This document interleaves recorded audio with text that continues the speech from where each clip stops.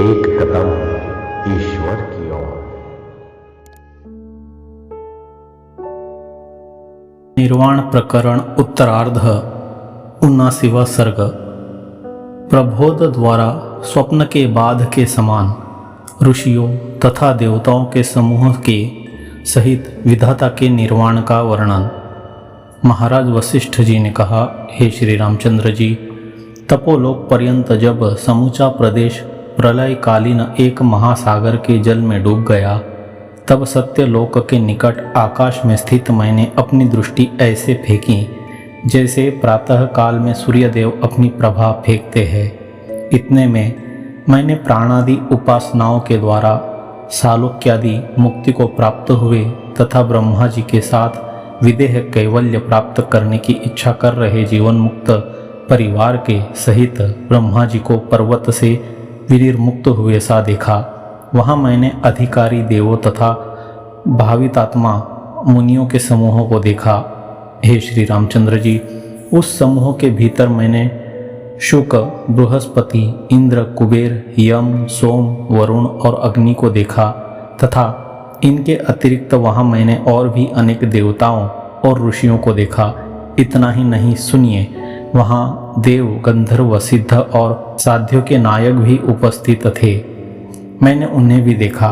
हे श्री रामचंद्र जी, पद्मासन लगाकर बैठे हुए चित्र लिखित जैसे ध्यान में परायण वे सब के सब निर्जीव के समान वहाँ स्थित थे। उसके बाद की घटना बतलाते हैं। हे श्री रामचंद्र जी, तदनंतर उसी स्थान पर वे प्रलय के 12 सूर्य भी आए और पद्मासन लगाकर वे भी सब भूत तुरंत उन्हीं की तरह बैठ गए जिस तरह ये देवता और ऋषि बैठे हुए थे। इसके बाद मुहूर्त मात्र में मैंने सामने ब्रह्मा जी को ऐसे देखा जैसे सोकर उठा हुआ पुरुष स्वप्न में देखे गए पदार्थों को अपने सम्मुख उपस्थित देखता है। कहने का तात्पर्य यह कि जागृत अवस्था में स्वाप्निक पदार्थों का जैसे बाध होकर केवल आत्मा मात्र परिशेष रह जाता है, वैसे ही मैंने ब्रह्मा जी को आत्मा मात्र परिशेष ही देखा। वही विधाता का विदेह कैवल्य है। पूर्वोक्त विधाता के पारिवारिक लोगों में भी ऐसा ही कैवल्य हुआ, यह कहते हैं। ब्रह्मा जी के परिवार के जितने लोग थे उन सबको भी मैंने अपने सामने तत्वज्ञानियों की ज्ञान से बाधित पूर्व वासना की तरह बिल्कुल ऐसे नहीं देखा जैसे सोकर उठता हुआ पुरुष स्वप्न काल में देखे गए नगर को अपने सामने उपस्थित नहीं देखता। हे श्री रामचंद्र जी, ब्रह्मा जी के चरम साक्षात्कार के समय सबके विदेह कैवल्य को प्राप्त हो जाने से उन ब्रह्मादेव का वह सारा ब्रह्मांड जो उनके संकल्प से सिद्ध था, शून्य अरण्य की नाई ऐसे हो गया जैसे पृथ्वी में किसी भयंकर आकस्मिक नाश के हेतु से विध्वस्त हुआ नगर। हे श्री रामचंद्र जी, ऋषि, मुनि, देव, सिद्ध तथा विद्याधर आदि वे सभी वैसे ही उस समय शून्य रूप हो गए, क्योंकि वे सब वहाँ से कहीं भी अन्यत्र नहीं गए। नाम रूप से शून्य भाव को प्राप्त होने पर भी स्वरूप से तो वे सब के सब निर्वाण रूप से ही स्थित थे। यह महाराज वशिष्ठ जी अपने अनुभव से दिखलाते हैं। इसके बाद आकाश में स्थित मैंने ध्यान से जाना कि वे सभी लोग तो ब्रह्मा जी के समान ही नाम रूप का परित्याग कर निर्वाण को प्राप्त हो गए हैं। वासना कल्पित रूप का नाश हो जाने से वही उनकी वास्तव स्वरूप की प्राप्ति है, इस आशय से कहते हैं। वासना के विलीन हो जाने पर वे अदर्शन को प्राप्त होकर अपने विशुद्ध ब्रह्म स्वरूप में ऐसे आ गए जैसे प्रबुद्ध जागे हुए प्राणियों के स्वप्न काल के लोग। उसी का पुनः उपादन करते हैं। हे श्री राम जी, चिदाकाश रूप यह शरीर वासना के कारण ही स्पष्ट भासित हो रहा है। वासना के अभाव में तो ऐसे नहीं भासता जैसे कि बोधवान प्राणी को यानी जागे हुए जीव को स्वप्न नहीं भासता। जैसे स्वप्न में आकाशगामी यह शरीर दिखता है किंतु जागृत काल में नहीं दिखता, वैसे ही वासना रहने पर ही यह शरीर दिखता है। तत्वज्ञान होने पर जब प्राणी की वासना बिल्कुल शांत हो जाती है तब कुछ भी नहीं दिखता।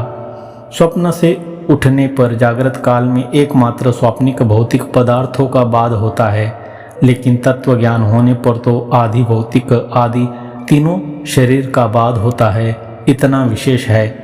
इस आशय से कहते हैं, जागृत काल में भी वासना का सर्वथा नाश हो जाने से न तो आतिवाहिक अर्थात सूक्ष्म शरीर भासता है और न आदि भौतिक शरीर ही दिखता है, अर्थात वासना न रहने से वे दोनों नहीं भासते। हे श्री रामचंद्र जी, इस विषय में स्वप्न का अनुभव ही दृष्टांत रूप से लक्षित है। यह वृद्ध से लेकर एक बच्चे तक सबको अनुभूत है, श्रुति सिद्ध है तथा पुराण आदि में प्रतिपादित है।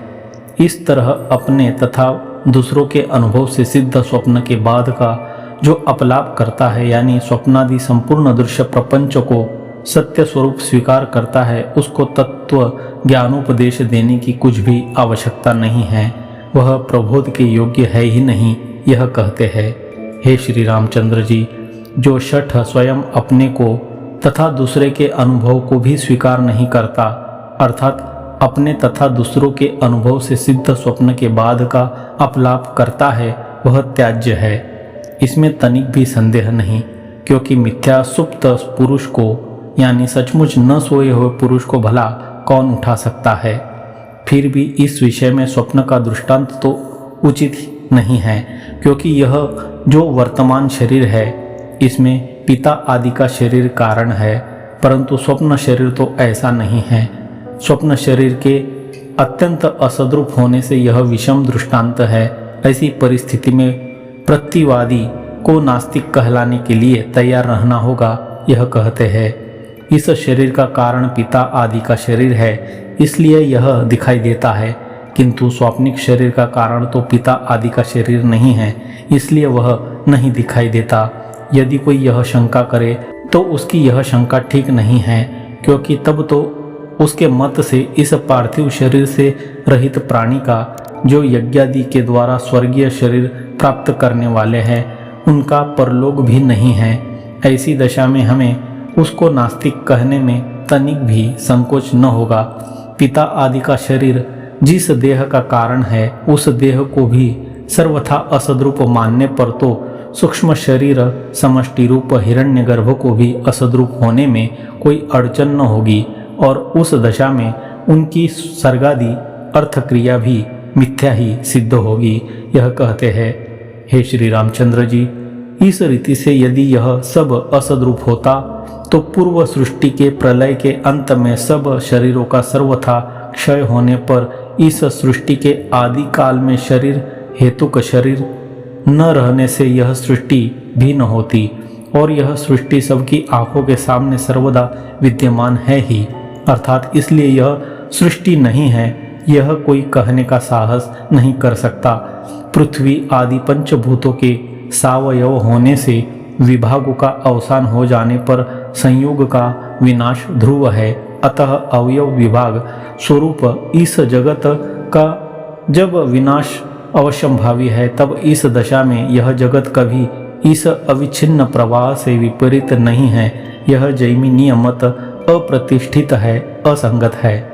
यहाँ पर प्रसंगवश चार्वाक मत का भी खंडन करने के लिए अनुवाद करते हैं। पृथ्वी आदि जो चार भूत है, वे ही चार प्रकार के देहाकार से तथा घट पट आदि के आकार से सम्मिलित होकर जगत नाम से कहे जाते हैं। पृथ्वी आदि भूत स्वरूप होने के कारण उस जगत का कभी नाश नहीं होता। जब ये चारों भूत एक जगह मिल जाते हैं, तब ज्ञान तथा इच्छा आदि गुणों वाला इन चारों के धर्मों का समुदाय रूप एक शरीर तैयार हो जाता है, जिसमें हाथ पैर आदि अनेक अवयव विद्यमान रहते हैं, और वह शरीर भी उस हाथ पैर आदि अनेक अवयवों की नाना प्रकार की रचनाओं के कारण मनुष्य पशु पक्षी आदि अनेक जाति का हो जाता है। तथापि इन चारों भूतों के मध्य में किसी भी एक भूत में ज्ञप्ति नहीं दिखाई देती। तथापि जिन द्रव्यों से मदिरा तैयार की जाती है, उन्हें पीसकर जल तथा नमक के साथ एकत्र मिला दिए जाने पर उन एकत्र मिले हुए द्रव्यों में जैसे काल पाकादि द्वारा मद शक्ति रूप एक विलक्षण गुण आविर्भूत हो जाता है, उसी तरह देहाकार में परिणत हुए पृथ्वी आदि इन चारों भूतों में ज्ञप्ति रूप गुण आविर्भूत हो जाता है। इसलिए ज्ञप्ति तथा इच्छा आदि गुणों से संपन्न यह शरीर ही आत्मा है। भाई चारवाक, यदि यह तुम कहते हो तो इसका उत्तर सुन लो।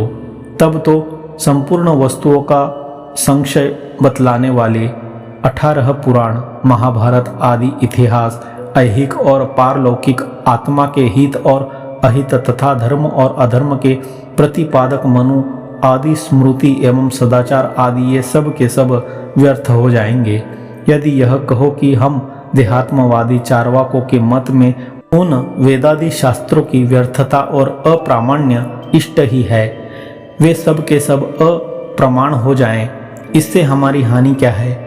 तो इस पर हमारा यह कहना है कि हे महामते, चारवाक निर्दोष उन वेद पुराण आदि शास्त्रों का इस अर्थ में अप्रामाण्य हो जाने पर इस वंध्या स्त्री ने 100 लड़के पैदा किए, इस वाक्य के समान भोग, लंपटता, लोभ, द्वेषादि हजारों दोषों से तुष्ट तुम्हारा वाक्य भी क्या प्रमाण होगा?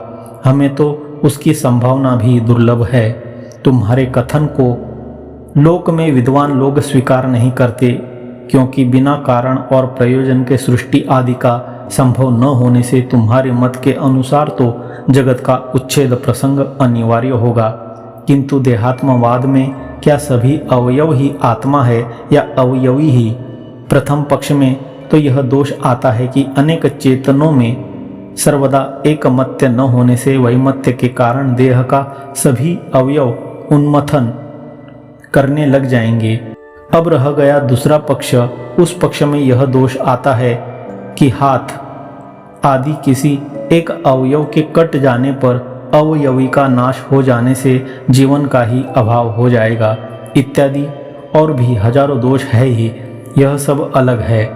हे चारवाक, इस मेरे कथन से कायाकार में परिणत भूत संगात में मद शक्ति की नाई ज्ञप्ति गुण पैदा हो जाता है। यह जो तुमने कहा है उसका भी उत्तर हो गया।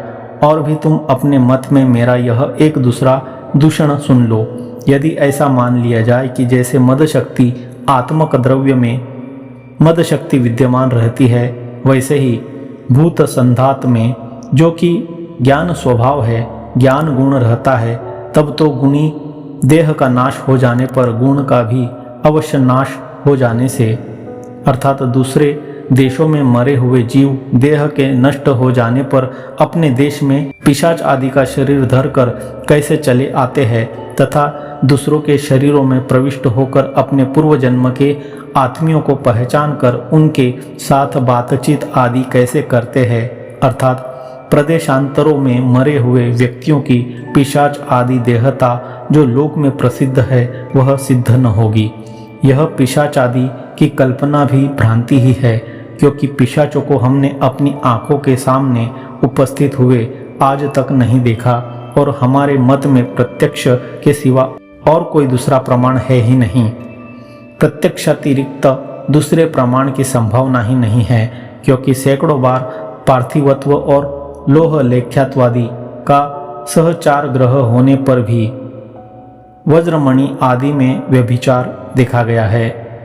उत्पाद आदि अन्य समय में गाय के पेट से गदहे की उत्पत्ति भी देखी गई है तथा देवतादि की प्रतिमाओं से भी बिना अग्नि के भी धूम्र उठते देखा गया है तथा सर्वत्र लिंगों में देशांतर और कालांतर में व्यभिचार शंका का निवारण नहीं किया जा सकता।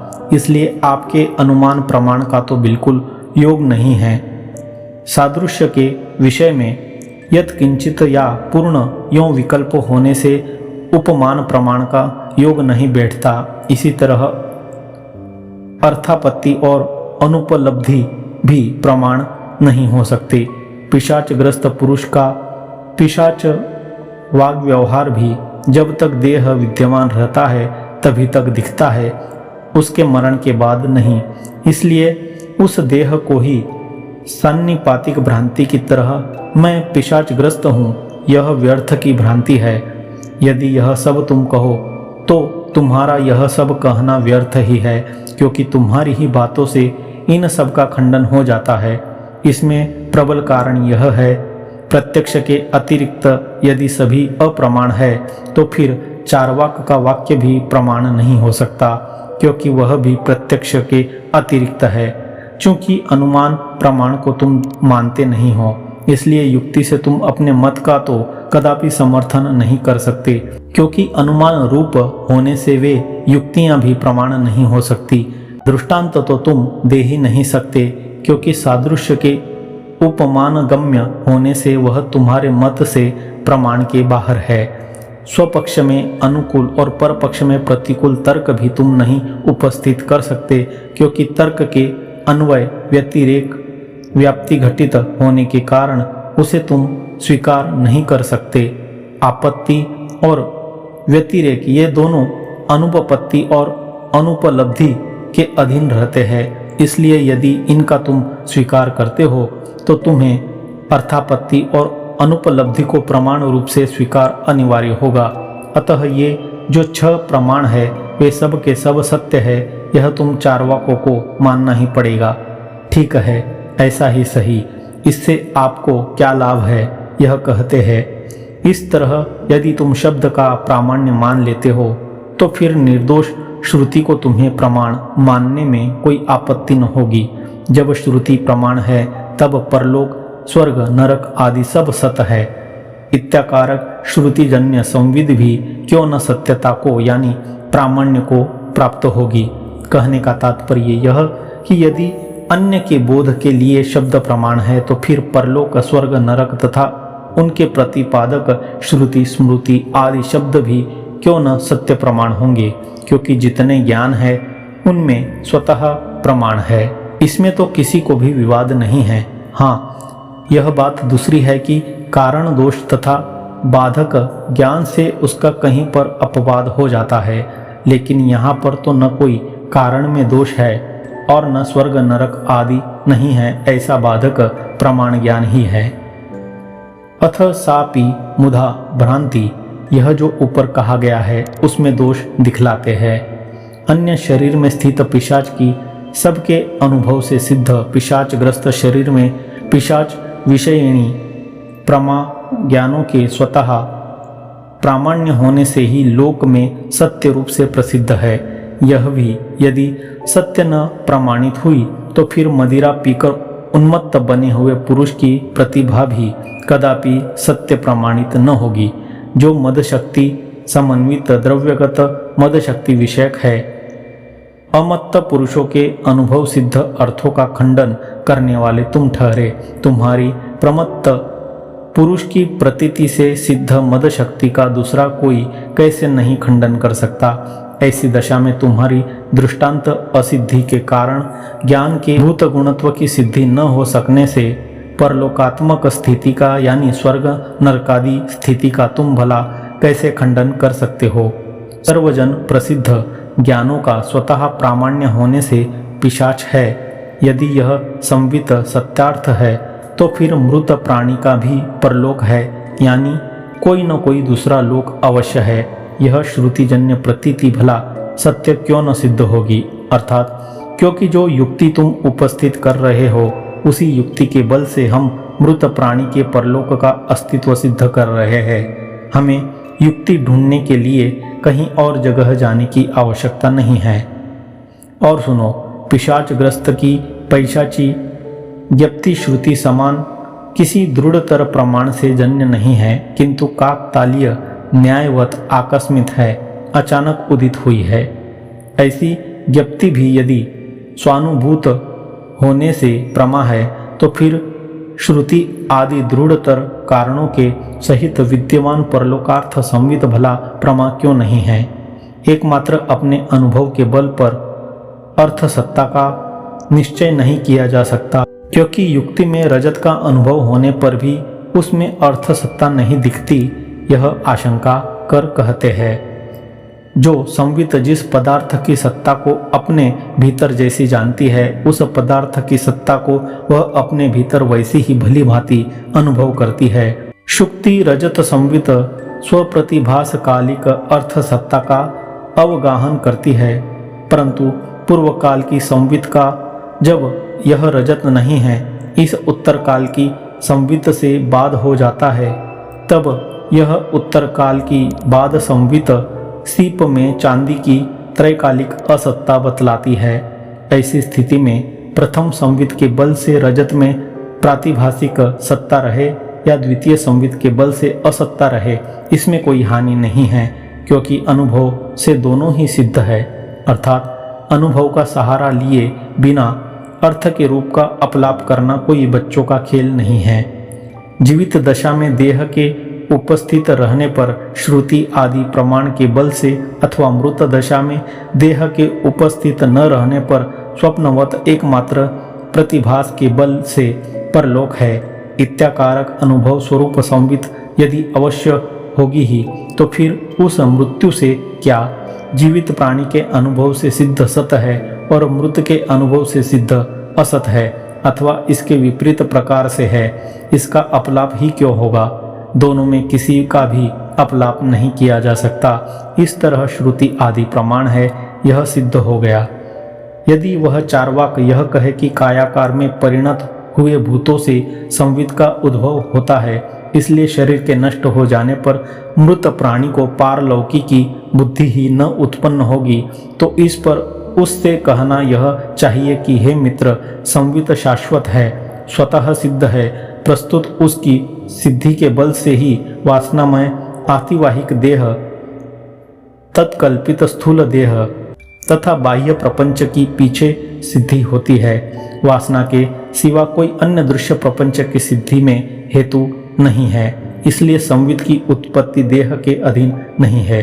यह सूचित करते हुए महाराज वशिष्ठ जी उस चार्वाक के प्रति वचन का उपसंहार करके वासनायान विलीनायामदर्शन मोपागता इत्यादि श्लोक से पहले जो यह उपक्रम किया गया है कि एकमात्र वासना के क्षय से ही संपूर्ण दृश्य का उच्छेद होता है, इस उठाई गई बात का समर्थन करने के लिए प्रस्ताव करते हैं। इसलिए ज्ञान स्वभाव परमात्मा स्वप्रकाश स्वरूप होने से स्फुरित होते हुए समस्त व्यवहार से पहले निज स्वरूपभूत संवित को जानता है, जो स्वतः नित्य सिद्ध है। जैसे अग्नि अपनी उष्ण प्रकाश रूपता को जानती है, उसके बाद वासनाओं की उत्पत्ति में उपादान कारण सर्व जगत की वासनामय आतिवाहिक देह को जानकर फिर स्थूल देहादि संसार के भ्रम को देखता है। कहने का तात्पर्य यह है कि सबसे पूर्व सिद्ध संवित की सिद्धि देह के अधीन नहीं है, अतएव एकमात्र वासना के क्षय से ही सूक्ष्म शरीर क्षय द्वारा संपूर्ण अनर्थों का क्षय सिद्ध है, यह कहते हैं। वासना के क्षय से दृष्टा दृश्य और दर्शन रूप रोग शांत हो जाता है। था वासना की सत्ता रहने पर यह संस्कृति नामक पिशाचिका उदित होती है। हे श्री रामचंद्र जी, सृष्टि के प्रारंभ में ब्रह्मा को संसार रचने की इच्छा उत्पन्न होती है, तदनंतर पूर्व काल की जगत वासनाओं का जगत रूप से उद्भव होता है। इसलिए वासना की शांति को आप निर्वाण समझिए और उसकी सत्ता को संसार रूप भ्रम जानिए। यह कहिए कि वासना उत्पन्न कैसे हुई? ब्रह्म से तो वह उत्पन्न हुई नहीं, क्योंकि उसके तो तदे तद ब्रह्मा पूर्वमन परमनंत रम बाह्यम इत्यादि श्रुतियों से कारण होने का निषेध है, तथा असंग कुटस्थ और अद्वय प्रतिपादक श्रुतियां भी इसी का समर्थन करती है। पूर्व कल्पित जगत से वह वासना उत्पन्न होती है, यह भी नहीं कह सकते, क्योंकि जो प्रलय काल में स्वयं नष्ट हो जाता है उसमें दूसरे को पैदा करने की शक्ति ही कहाँ रहती है। यदि यह कहिए कि प्रलय में जगत नष्ट नहीं होता, वह स्वयं ही चरम भाव विकार से सूक्ष्म होकर स्थित रहता है, इसलिए उसकी उस तरह की स्थिति ही वासनात्मक प्रलय है, तो यह भी आप नहीं कह सकते। क्योंकि इस पर मैं आपसे यह पूछता हूँ कि वैसी जगत की स्थिति क्या प्रलय में अपनी सत्ता से रहती है या ब्रह्म की सत्ता से? यदि आप यह कहे कि अपनी सत्ता से रहती है, तो आपके इस पक्ष में सदैव सौम्येद मग्र आसीदेकमेवा द्वितीयम इत्यादि श्रुतियों से विरोध पड़ता है। अब रहा आपका दूसरा पक्ष, इसमें हमारा यह कहना है कि जो स्वतः असत है वह भला दूसरे की सत्ता से स्थित रहता है। यह कहना तो एक जबरदस्त मिथ्या प्रलाप ही होगा ना। इसलिए दोनों पक्ष में सृष्टि और प्रलय में कोई विशेष आपत्ति न होने से अभासमान की सत्ता प्रसिद्धि के अभाव में जगत नष्ट होता है और स्थित भी रहता है। यह कहना तो वदतो व्याघात दोष से ग्रस्त ही है। ठीक है, यह सब आपका कथन हम मान रहे हैं। सुनिए, प्रलय या पूर्व संग में वह वासना उत्पन्न ही है, यह आप कैसे कहते हैं?